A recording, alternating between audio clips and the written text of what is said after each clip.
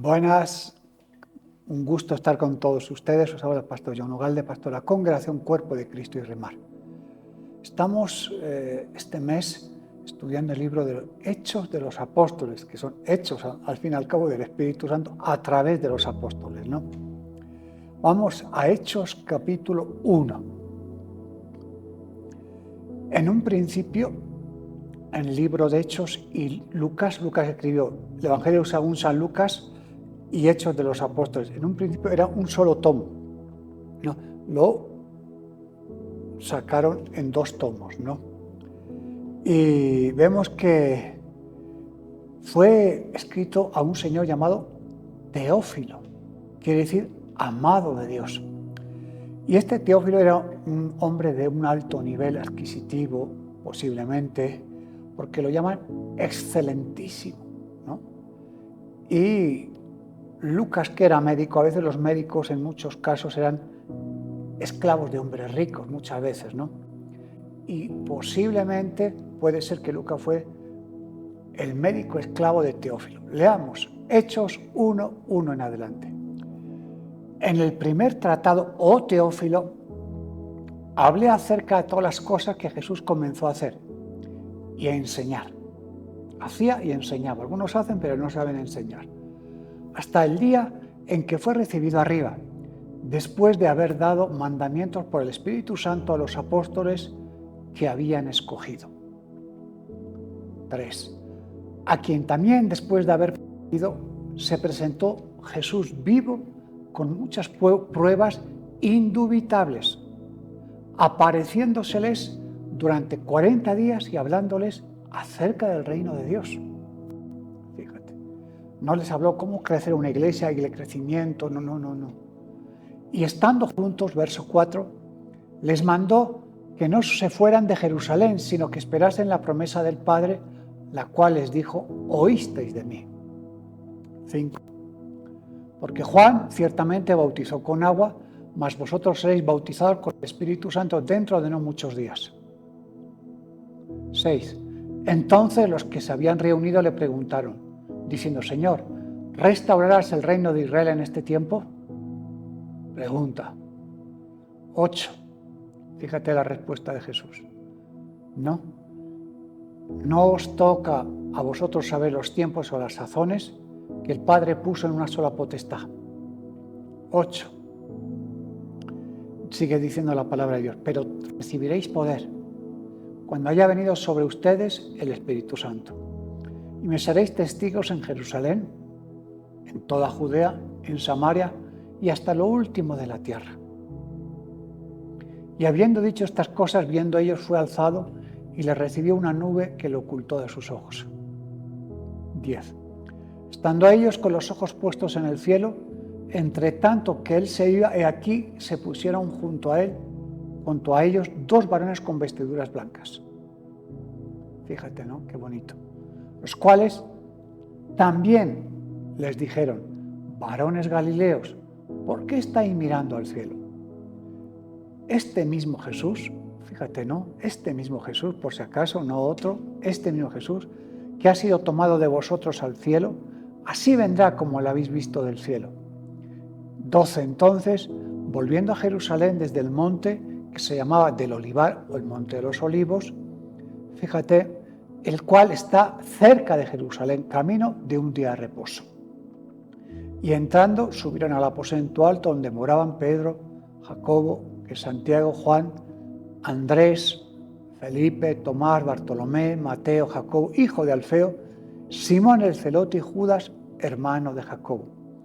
Todos estos perseveraban unánimes en oración y ruego con las mujeres, con María, la mamá de Jesús, y también con sus hermanos. Fíjate, ¿no? Y en un principio el libro era un solo tomo. O sea, Hechos 1 y Lucas estaban juntos. Los han sacado, y pues un poquito para estudiar mejor las Escrituras. No tenemos el registro completo de lo que Jesucristo hizo los 40 días que estuvo resucitado. Sí sabemos que predicó el reino o enseñó el reino de los cielos. Desde que resucita hasta que asciende a los cielos, pasan 40 días. En este tiempo Jesús se le aparecía de vez en cuando a sus discípulos.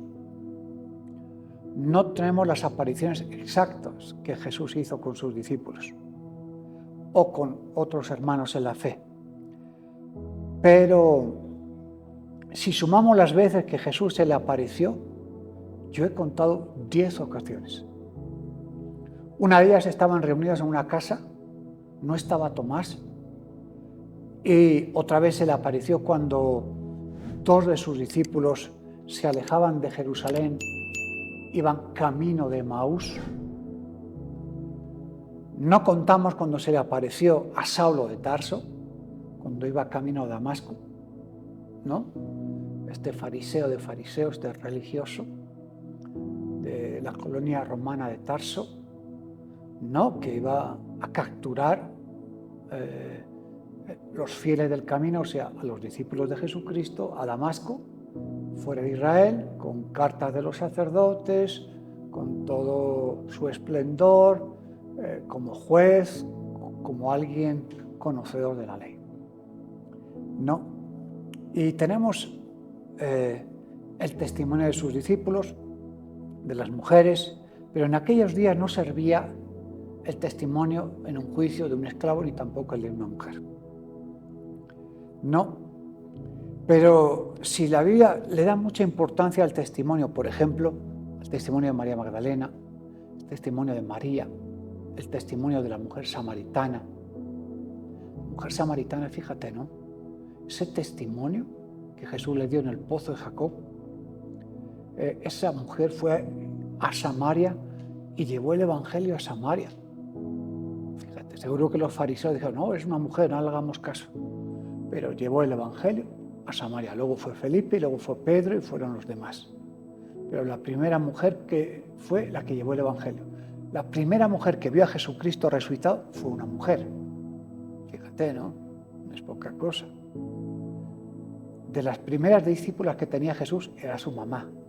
Una mujer también, cuidado. No. O sea, si alguien defendía a las mujeres y invocaba los derechos de la mujer era Jesucristo. Antes de cualquier colectivo que tenemos hoy en día, ya Jesús ya abogaba por las mujeres, también por los niños. Fíjate, ¿no? Y cuando Satanás fue ahí a tentarlo, a confundirlo, a derribarlo, y no pudo, ¿no? Pero estuvo 40 días y 40 noches también. Jesucristo estuvo 40 días resucitado antes de ascender al cielo. De esos 40 días, la Biblia no relata de ningún milagro que hizo Jesús. Y claramente Jesús estuvo con contacto privado y contacto con las multitudes. Pero la pregunta que le hicieron, si te das cuenta, los discípulos es, ¿vas a restaurar el reino a Israel, sí o no? ¿Y cómo lo vas a hacer? ¿Vas a restaurar? Esa fue la pregunta antes de ascender a los cielos de los discípulos. Y el reino de los cielos, en el libro de los Hechos, aparece 6 veces. La palabra reino de los cielos en el Evangelio, según San Lucas, aparece 33 ocasiones. Fíjate. Y donde más lo he visto es en el Evangelio según San Mateo, donde habla del reino de los cielos 150 veces. Padre nuestro, venga tu reino.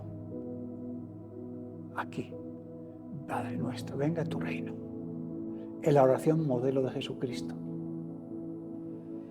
¿Qué es el reino de los cielos o el reino de Dios? Pues es el gobierno de Dios en nuestras vidas.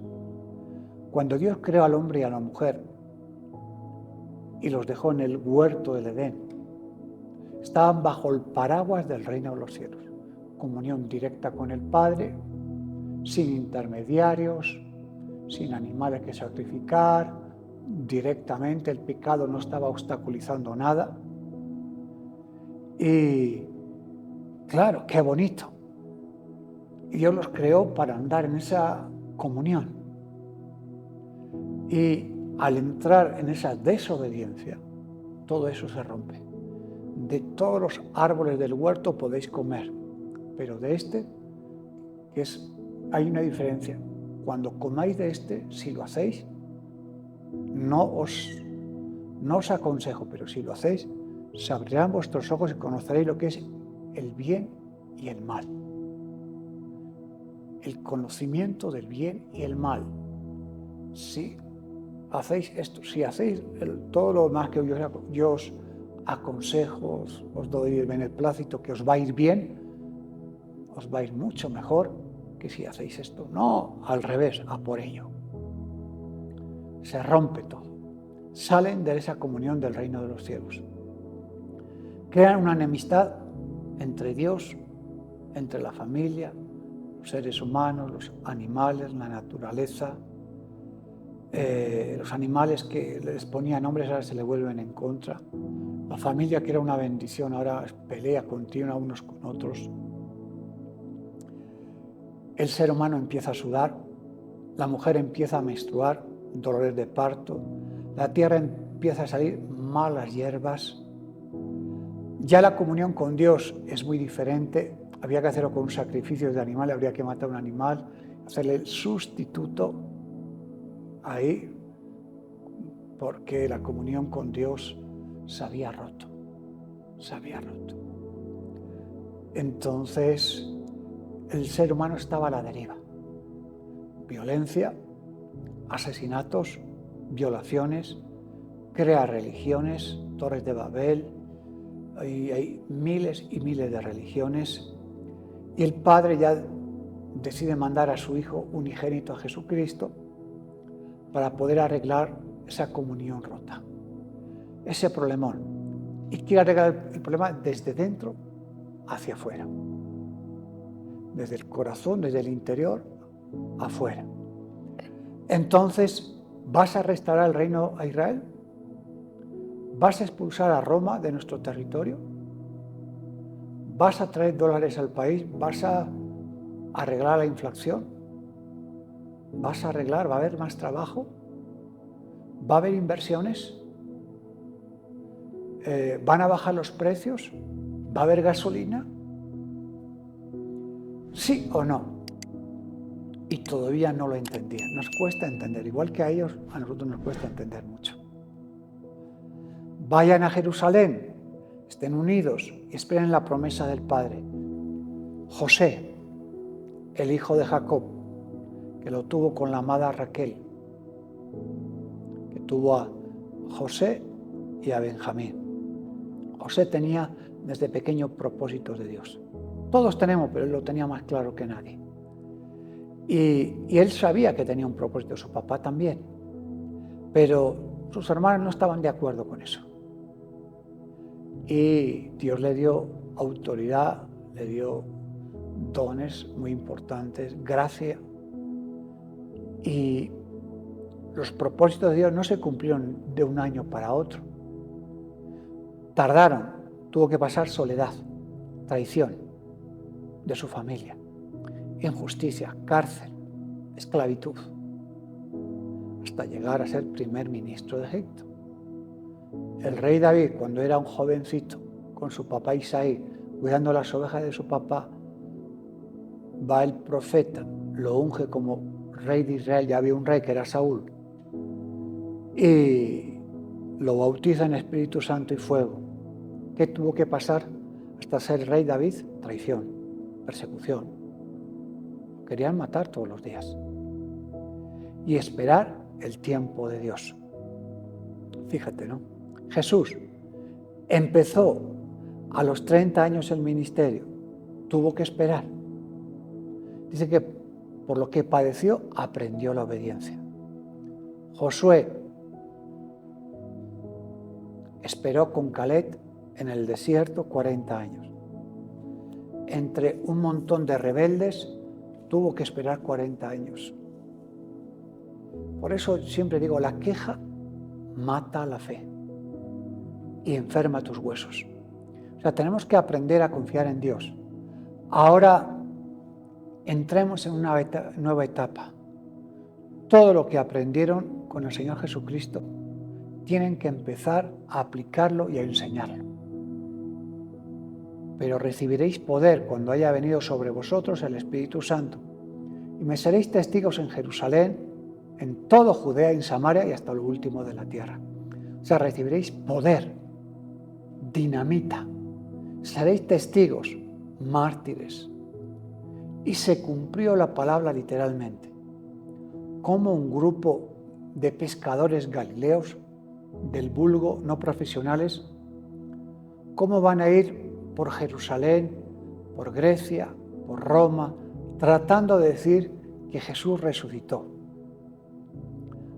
Pablo, cuando llegó a Atenas, a Grecia, allí con los griegos, le llevaron a un areópago, como un galpón, a exponer lo que él tenía que exponer, su fe en este caso. Y lanza un mensaje bien erudito y desarrollado Pablo allí. Espectacular. Al final toca el tema de la resurrección. Ya vale un aplauso para Pablo. Muy bonito. Ya te oiremos otro día. Y se acabó y lo sacaron de allí. Cuando tocas la resurrección, la vida de Jesús, hasta ahí nomás, ya te mandan por ahí, ¿no? Entonces nos damos cuenta que cuando venga el Espíritu Santo sobre ustedes, van a ser capacitados de una manera sobrenatural. Y llevaron el Evangelio a África, Asia y Europa. Tenían un amor por el Señor, por la obra de Dios, que no había manera de pararlos. En la cárcel predicaban, los torturaban, predicaban, los azotaban, predicaban, los crucificaban, hasta que llegaba ese momento, seguían hablando el Evangelio y predicando el Evangelio. Nerón, este perverso, decía, los torturo y mueren sonriendo y alabando a Dios. No eran domingueros, no eran de internet, no eran que me enojo y me cambio de congregación, no.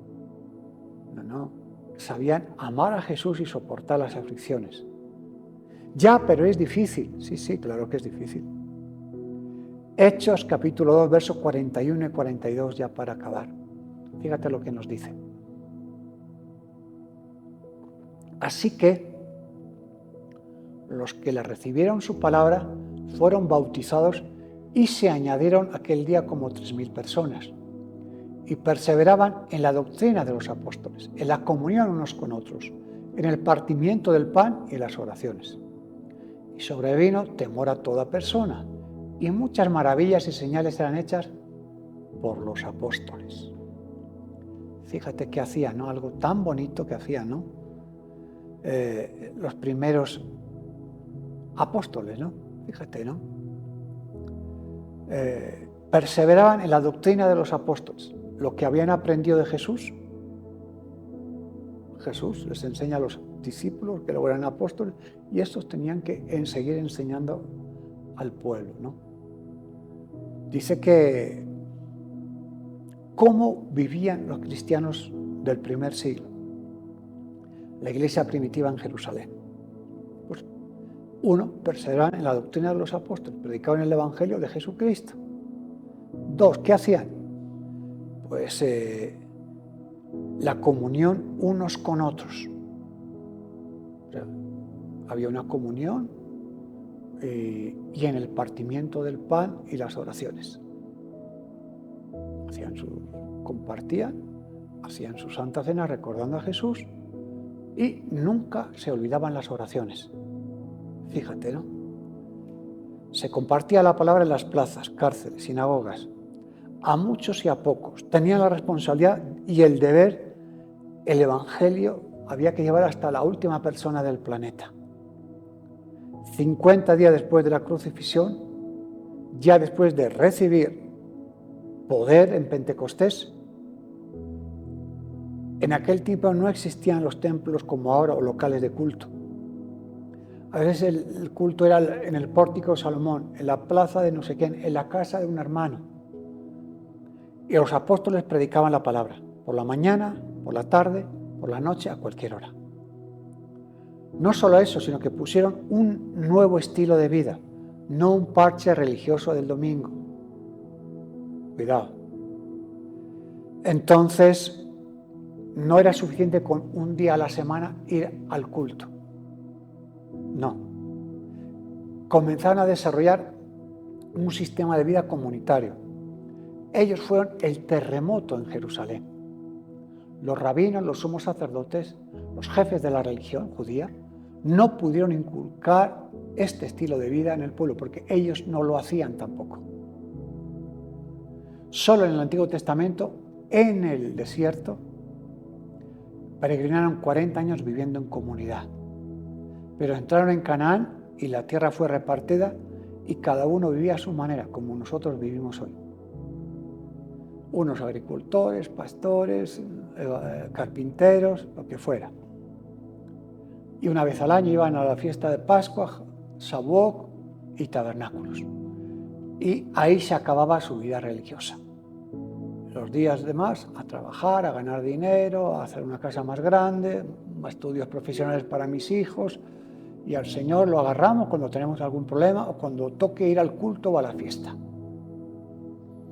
Por eso me llama la atención la doctrina de los apóstoles, el repartimiento del pan y las oraciones que eran constantes.